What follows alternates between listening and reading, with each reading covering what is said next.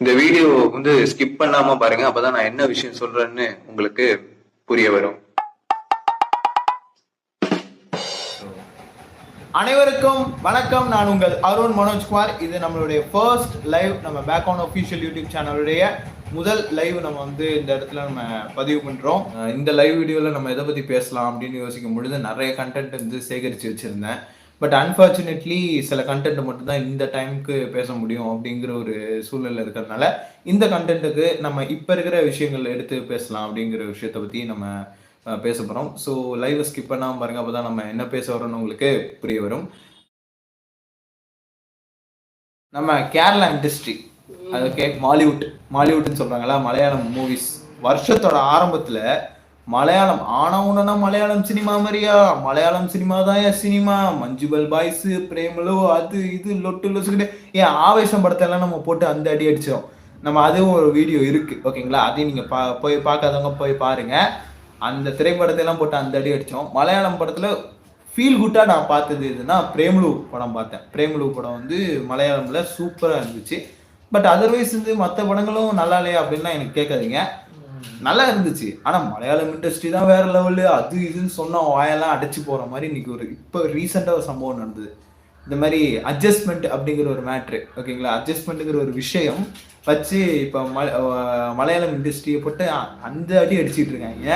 அதுலேயும் ஹைலைட் என்னன்னா, அந்த ஆக்டர்ஸ் அசோசியேஷன் இருக்கும்ல, நடிகர் சங்கம். எப்படி இப்போ தமிழ்நாட்டுக்கு வந்து தென்னிந்திய நடிகர் சங்கம் அப்படிங்கிற ஒரு மேட்ரு இருக்கோ, அதே மாதிரி கேரளாலேயும் ஒரு விஷயம் இருக்கு. ஓகே, அதில் பிரசிடெண்ட்டாக இருக்கக்கூடிய மோகன்லால் வந்து பார்த்தீங்க அப்படின்னா ரிசைன் பண்ணிட்டாப்ல.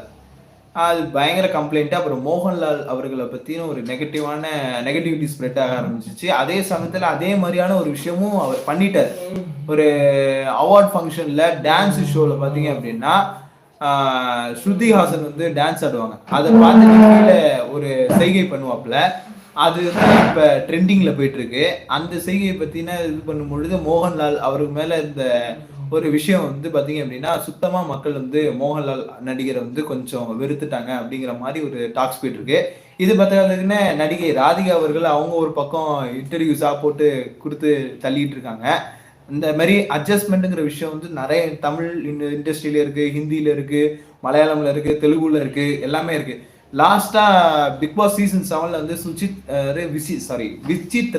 விசித்ரா அந்த நடிகை பார்த்தீங்க அப்படின்னா ஒரு அட்ஜஸ்ட்மெண்ட் தொடர்பான ஒரு விஷயத்த வந்து ஷேர் பண்ணியிருந்தாங்க. பிக் பாஸ்லேயும் ஷேர் பண்ணியிருந்தாங்க, ஆஃப்டர் த பிக் பாஸ் நிறைய இன்டர்வியூலேயும் அதை ஷேர் பண்ணியிருந்தாங்க. பட் நம்ம தமிழ் இண்டஸ்ட்ரிக்கு ரொம்ப ஹைலைட்டடாக பார்த்த ஒரு விஷயத்த நம்ம பேசுவோம். எல்லாருக்குமே தெரிஞ்சதுதான் மீட்டூங்கிற விஷயம். பாடகி சின்மயி வச்சு ஒரு விஷயம் நடந்துச்சு. அதாவது நம்ம கவி பேரரசு வைரமுத்து அவர்கள், அவரு தான் லிரிசிஸ்ட்டு. அவருடைய லிரிக்ஸில் ஒரு பாடகியை அறிமுகமானவர் யாருன்னா சின்மயி தான், ஓகேங்களா? வளர்த்து விட்டவங்களையே ஒரு டைமில் நம்மளை இது பண்ண இதெல்லாம் வந்து பார்த்தீங்கன்னா சின்மயி பண்ணிட்டாங்க, ஓகேங்களா? ஆனால் அந்த அட்ஜஸ்ட்மெண்ட்டுங்கிற ஒரு விஷயத்த சொல்லி இப்போ அந்த மனுஷனோட கரியரையே மொத்தமாக க்ளோஸ் பண்ண பெருமை யாருக்கு இருக்குன்னா சின்மயி அவர்களுக்கு தான், ஓகேங்களா? அப்போ எல்லாம் வந்து ஒரு ட்ரைவல் ஒரு ட்ரையோ காம்பவுண்ட் ஒன்று இருக்கும். எப்படின்னா ஏஆர் ரஹ்மான், மணிரத்னம் அண்ட் வந்து இங்கே வைரமுத்து. அப்படி இருந்த அந்த ட்ரையோ காம்போவை உடைச்சி துவம்சம் பண்ண ஒரு பெருமை யாருக்கு இருக்குன்னா நம்ம சின்மயி அம்மையாருக்கு இருக்கு, ஓகேங்களா? அதுக்கப்புறம் வேற ஃபர்ஸ்ட் அந்த மீட்டூ, அதுக்கு அடுத்து பார்த்தீங்க அப்படின்னா சுச்சி லீக்ஸ் அப்படின்னு சொல்லி ஒன்று வந்துச்சு. இது அட்ஜஸ்ட்மெண்ட்டா அப்படின்னா எனக்கு தெரியல. அட்ஜஸ்ட்மெண்ட் கிடையாது, சத்தியமாக அது அட்ஜஸ்ட்மெண்ட் கிடையாது.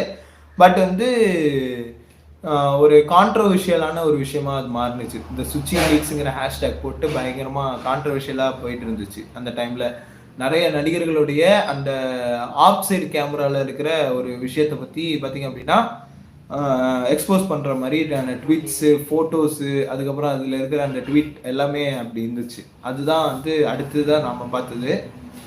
அதுக்கடுத்து வந்து ஸ்ரீரெட்டி அப்படிங்கிற நடிகை வந்து, அதுக்கப்புறம் அதே கேரளாவில் நடிகை பாவனாவுக்கு நடந்த துயரம், இந்த மாதிரி பல விஷயங்கள் வந்து அட்ஜஸ்ட்மெண்ட் நடந்துகிட்டு இருக்கு, ஓகேங்களா? இது மாதிரி நடந்துகிட்டு இருக்கு. அதுக்கு எகெயின்ஸ்டாகவும் இப்போ இருக்கிற நடிகைகள் பார்த்தீங்க அப்படின்னா குரல் கொடுக்குறாங்க, தைரியமாக குரல் கொடுத்துட்டு இருக்காங்க. ஆனால் அப்போ இருக்கிற நடிகைகள் வந்து அதையெல்லாம் சகிச்சுக்கிட்டு ஒரு நல்ல பொசிஷன், நல்ல ஸ்டேஜுக்கு வந்ததுக்கு அப்புறம் இப்போ வந்து தடாலடியே இன்டர்வியூ கொடுத்து அதை அந்த அந்த ஒரு விஷயத்த வந்து ப்ரமோட் பண்ணி, கிட்டத்தட்ட அந்த ஒரு விஷயம் நடக்குதுன்னு ப்ரமோட் பண்ணி இண்டஸ்ட்ரியை காலி பண்ணிட்டு இருக்கிறாங்க.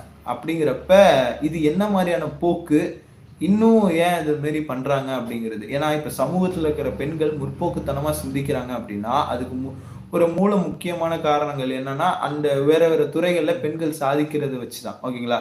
அதுலயும் பெண்கள் வந்து அதிகமா சாதிக்கிற ஒரு துறை எதுன்னா சினிமா. ஃபர்ஸ்ட் எடுத்தோனே வந்து எத்தனை டீச்சர்ஸ் இருப்பாங்க. டீச்சர்ஸ் எல்லாம் மோஸ்ட்லி கேர்ள்ஸ், லேடிஸா தான் இருப்பாங்க.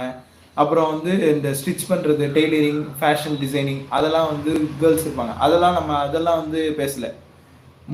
அதை விட அதிகமான ஒரு லெவல் எதுக்குன்னா சினிமா தான். எந்த அளவுக்குன்னா, ஒரு ஹீரோயின் மார்க்கெட் இருந்துச்சுன்னா அந்த ஹீரோயினுக்கு வெறும் 5 நிமிஷம் சீன் தான் இருக்கும். ஆனா அந்த 5 நிமிஷம் சீனுக்கு 5 கோடி ரூபாய் வரைக்கும் சம்பளம் கேட்கிற அளவுக்கு ஒரு இது இருக்கும். ரைட்டுங்களா? அதுதான் வந்து ஹீரோயின்ஸ். அந்த ஹீரோயின்ஸ் அதுதான் இப்ப பெண்கள். ஸோ அந்த மாதிரி ஹீரோயின்ஸ் எல்லாம் இந்த மாதிரி ட்ரெஸ் போட்டிருக்காங்களா? இப்ப ஜானு மாதிரி நான் வந்து 96ல இருக்க ஜானு மாதிரி ஒரு இது பார்த்துட்டாங்கன்னு வச்சுங்களேன். அதே மாதிரி ஒரு எல்லோ கலர் சுடிதார் போட்டுக்கிட்டு அந்த மாதிரி நம்ம ஊர் பொண்ணுங்கள்லாம் வந்து இது கெட்டப்லாம் பண்ணுவாங்க. நமக்கு கொஞ்சம் பார்க்கறதுக்கு அட்ராக்டிவா இருக்கும். அது மாதிரி இப்ப ஒரு முற்போக்குத்தனமான ஒரு சிந்தனையோட இருக்கிற ஒரு தலைமுறையை உருவாக்குறதே வந்து சினிமா தான் அப்படிங்கிறது நம்பிட்டு இருக்காங்க. அதுதான் நடந்துட்டு இருக்கு. ஆனா பிற்போக்குத்தனமா கொண்டு போறது வந்து சோசியல் மீடியா. ஓகே, அதை விட ரொம்பவும் அப்பையிலேருந்தே இப்போ வரைக்குமே ஒரு பிற்போக்குத்தனமா கொண்டு போற இன்னொரு விஷயம் என்னன்னா சீரியல், தமிழ் சீரியல்ஸ். ஓகேங்களா? இப்படி ஒரு ஸ்டூடியோ டைப்பை செட் பண்ணிடுவாங்க. மாமியார்னாலே கெட்டவங்க, மருமகள் தான் நல்லவ, அந்த மருமகளுக்கு இன்னொரு மருமகள் இருப்பா, அவ ஒரு கேடி அப்படிங்கிற மாதிரி. அந்த மாதிரிலாம் சில ஸ்டூடியோ டைப்ஸ்லாம் கொடுத்து கெடுத்து வச்சிருப்பாங்க. இது மாதிரி நம்ம பார்த்து பார்த்து பார்த்து பார்த்து நம்மளுடைய தாய்மார்கள்லாம் பார்த்தீங்க அப்படின்னா எமோஷ்னலி ட்ரிகர் ஆகி பார்த்தீங்க அப்படின்னா கண்ணுக்கு எதிரில் இன்னொருத்தனோட சக்ஸஸை பாராட்டி நம்ம அந்த சக்ஸஸோட வழியில் போகும்பொழுது நம்மளை மட்டம் தட்டி பல பேர்கிட்ட ப்ரமோட் பண்ணுவாங்க. குறிப்பாக சொந்தக்காரங்கள்ட்ட. சொந்தக்காரங்க மேலே உனக்கு என்னடா வன்மம் அப்படின்னா சத்தியமாக எனக்கு இல்லை. பட் அவங்களுக்கு என் மேலே செம வன்மம் இருந்துச்சு. என்னன்னா, நான் இந்த மாதிரி யூடியூப்ல வீடியோ போடுறேன். யூடியூப்ல நம்ம வந்து வீடியோ போடுறோம்னா ஒரு கண்டென்ட்டாக போடுறோம். Content creation. ஓகேங்களா? கண்டென்ட்ல என்ன கண்டென்ட்டை ஸ்பெசிஃபிக்காக போடுறோம்னா கிரிட்டிசிசம் பேஸ்ட். ஓகேங்களா? இப்போ ஒரு மூவி ரிவ்யூ பண்ணுறது, ஒரு ரியல் இன்சிடென்ட்ஸை வச்சு நம்ம வந்து ரிவ்யூ பண்ணுறது, அதை டைசெக்ட் பண்ணி சொல்கிறது, இது மாதிரி ஒரு நிறைய விஷயங்கள் இருக்குது. இல்லை கேஸ் லைட்டிங்கு, சிம்பு, லொட்டு, லொசுக்குன்னு என்னென்னமோ வந்துருச்சு. அந்த கிரிட்டிசிசம்ங்கிற ஒரு வார்த்தைக்கு உள்ள நிறைய டேர்ம்ஸ் ஆஃப் கைட்லைனோட தான் அந்த மாதிரி கிரிட்டிசிசம் அப்படிங்கிற ஒரு விஷயம் வந்து இப்போ பரவலாக பரவிட்டு இருக்கு. அப்படிங்கிறப்ப நம்ம அந்த மாதிரி ஒன்று பண்ணுறோம். ஆனால் அவங்க கண்ணுக்கு என்ன ரொம்ப சிம்பிளாக என்ன தெரியுதுன்னா, இன்னொருத்தனை தாக்கி பேசுறதுனால நீ எப்படி பெரிய ஆள் ஆயிடுவ, இன்னொருத்தனை தாக்கி பேசினோடனே நீ பெரிய இவனா, நீ மகான் ஆயிடுவியா அப்படின்னு சொல்லி பயங்கரமான நெகட்டிவிட்டியை வந்து ஸ்ப்ரெட் பண்ணிக்கிட்டே இருப்பாங்க. அது வந்து எனக்கு கொஞ்சம் எப்படி சொல்றது, ஒரு மாதிரி நமக்கே ஒரு மாதிரி அஃபென்சிவா ஃபீல் ஆகும். ஏன்னா நம்ம செய்யறது நமக்கே தப்புன்னு ஒரு மாதிரி ரியலைஸ் பண்ண வச்சிருவாங்க சொந்தக்காரங்களாம். அதுவும் நம்மளை இத்தனை வருஷம் வளர்த்து ஆளாக்கி நம்மளை அடுத்த லெவலுக்கு கொண்டு போகணும்னு நினைக்கிற அப்பா அம்மாவுக்கு நம்ம செய்கிற துரோகம் அப்படின்னு சொல்லாமல் சொல்ல வச்சிருவாங்க. நீ எனக்கு செய்கிற துரோகம்டா இது அப்படின்னு சொல்லி.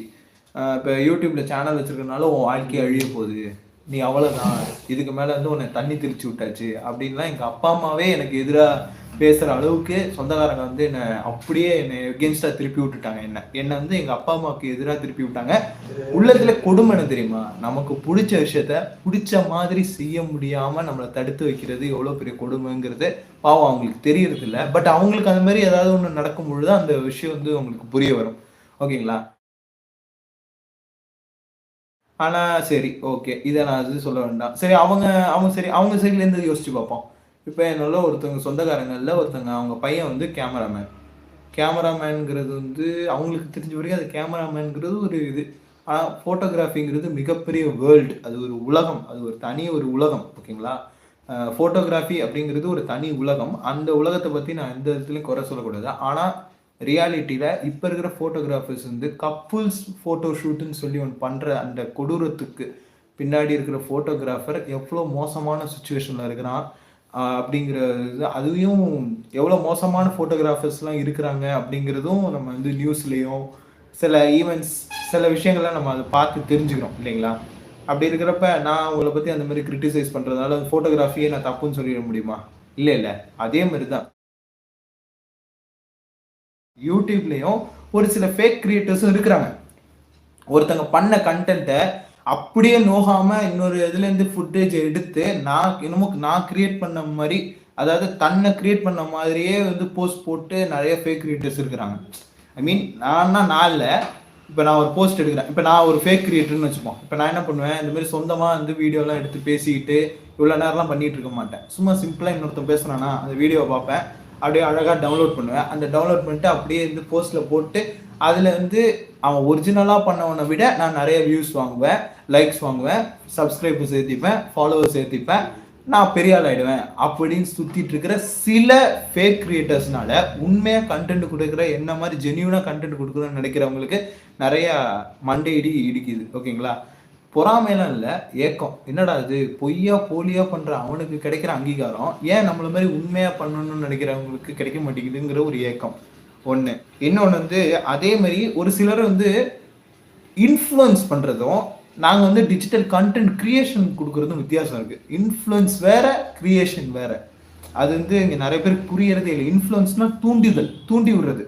இப்போ 10 லட்சம் பேர் எனக்கு ஃபாலோவர்ஸ் இருக்கான்டா, நான் என்ன சொன்னாலும் அவனுக்கு நம்புவானுடா அப்படின்னு இருக்கிறது இன்ஃப்ளூயன்ஸு. நான் 3 லட்சம் ஃபாலோவர்ஸ் வச்சுருக்கேன், நான் என்னதான் உண்மையே சொன்னாலும் கூட என் மேலே நெகட்டிவிட்டி ஸ்ப்ரெட் ஆகுது அப்படின்னா அது கண்டென்ட் கிரியேஷன். இப்படி தான் இப்போ மீனிங் போயிட்டுருக்கு. அந்த வகையில் பார்த்திங்க அப்படின்னா பிரியாணி மேன் இர்ஃபான் அந்த விஷயம் உங்க எல்லாருக்குமே தெரியும். அதுக்கப்புறம் A2D சேனல், அதுக்கப்புறம் நம்ம டெய்லர் அக்காவோட சேனல், அப்புறம் டெய்லர் அக்காவோட அம்மாவுக்குன்னு ஒரு சேனல், எல்லாத்தையுமே எக்ஸ்போஸ் பண்ணி சித் ஃப்ரீக்வன்சிங்கிற ஒரு யூடியூப் சேனல் வந்து பயங்கரமாக இப்போ வைரல் ஆகிட்டு இருக்கு. அது போக நிறைய விஷயங்கள் வந்து எடுத்து பேசிகிட்டு இருக்கிறாங்க. அது மாதிரியான விஷயங்கள் பார்த்திங்க அப்படின்னா இந்த ஆகஸ்ட் மாதத்துலேருந்து பயங்கர வைரலாக போயிட்டு இருந்துச்சு. நன்றி, வணக்கம்.